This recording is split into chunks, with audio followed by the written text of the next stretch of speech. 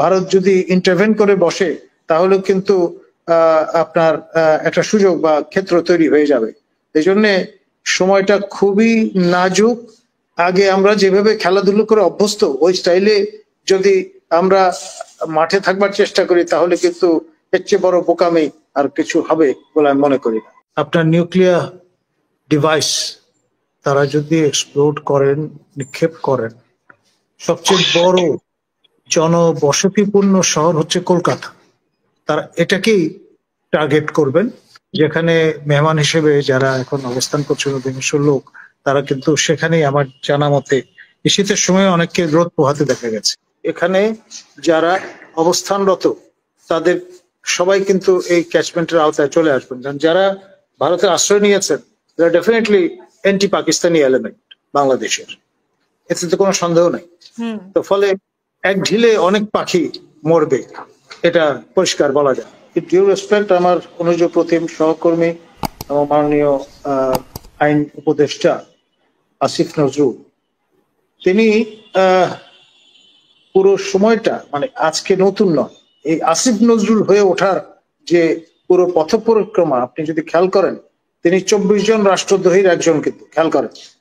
এবং আপনার এই যার নেতৃত্বে এই গণ আদালত গঠিত হয়েছিল তার অন্যতম সৈনিক ছিলেন তিনি। এবং সেই বিচিত্রায় লেখালেখি থেকে শুরু করে আপনার ক্রমে আপনার ফেসবুক এবং অন্যান্য মাধ্যমে তিনি কিন্তু জাতীয় ব্যক্তিত্বে পরিণত হয়েছেন এবং সকল সময় তিনি কিন্তু রিয়াকশন দিয়েছেন। তার ধারাবাহিকতায় আজকে এই রিয়াকশনটা আমরা পেয়েছি। এখন বিষয় যেটি সেটি হচ্ছে, আগে তিনি ব্যক্তি আসিফ নজরুল ছিলেন, তিনি আপনার ঢাকা বিশ্ববিদ্যালয়ের একজন প্রফেসর ছিলেন, সেই সব ছাপিয়ে নাগরিক একজন নেতা, সেই পরিচয় ছাপিয়ে তিনি কিন্তু আমাদের নোবেল লরেট প্রফেসর ডক্টর ইউনূসের নেতৃত্বাধীন দ্বিতীয় অন্তর্বর্তী সরকারের মাননীয় আইন মন্ত্রী বা উপদেষ্টা। ফলে তিনি যখন তার ভেরিফাইড ফেসবুক পেজে একটা স্ট্যাটাস দেন, সেটা কিন্তু সরকারের যে মনোভঙ্গি বা দৃষ্টিভঙ্গি তার পরিচয় বহন করে। এখন তিনি তার এটা একমাত্র খণ্ডাতে পারবেন যদি আবার ফার্দার স্ট্যাটাস দিয়ে বলেন এটা ব্যক্তি আসিফ নজরুলের মতামত, এর সঙ্গে বাংলাদেশ সরকারের কোনো সম্পর্ক নেই, মতামতের কোনো রিফ্লেকশন এখানে ঘটেনি, তাহলেই শুধুমাত্র বাঁচোয়া। আদারওয়াইজ আমাদের যে লুকওয়ার্ম দেরিতে যে স্টেটমেন্ট আমরা হাজির করেছি আমাদের পররাষ্ট্র মন্ত্রণালয়ের পক্ষ থেকে, সেটার সঙ্গে এটা মিলিয়ে যে ব্যাপারটি দাঁড়াবে, সেটার প্রিটেক্সট ধরে ভারত যদি ইন্টারভেন করে বসে তাহলে কিন্তু আপনার একটা সুযোগ বা ক্ষেত্র তৈরি হয়ে যাবে।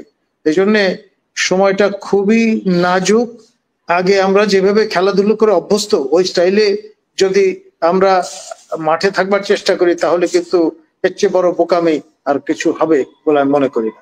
আমি খুব মনোযোগ দিয়ে প্রফেসর ফরহাদ হোসেনকে আপনি যে প্রশ্নটি ছুড়ে দিয়েছিলেন তার সঙ্গে যুক্ত করে বলবো যে আপনার পাকিস্তানের জন্য সবচেয়ে সফট টার্গেট সম্ভাব্য যেটি হতে পারে, আপনার নিউক্লিয়ার ডিভাইস তারা যদি এক্সপ্লোড করেন, নিক্ষেপ করেন, সবচেয়ে বড় জনবসতিপূর্ণ শহর হচ্ছে কলকাতা, তারা এটাকেই টার্গেট করবেন, যেখানে মেহমান হিসেবে যারা এখন অবস্থান করছেন অধিকাংশ লোক, তারা কিন্তু সেখানেই আমার জানা মতে এই শীতের সময় অনেককে রোদ পোহাতে দেখা গেছে সেখানে। এক, দ্বিতীয়ত আপনার তেজস্ক্রিয়তা কিন্তু পাসপোর্ট ভিসা মানে না, বাংলাদেশ পুরোটা সয়লাভ হয়ে যাবে তার মধ্য দিয়ে। তো সুতরাং তৃপ্তির ঢেকুর তোলার কোনো সুযোগ নেই যে ভারত আক্রান্ত হলে বাংলাদেশ নিরাপদ থাকবে, নো ওয়ে।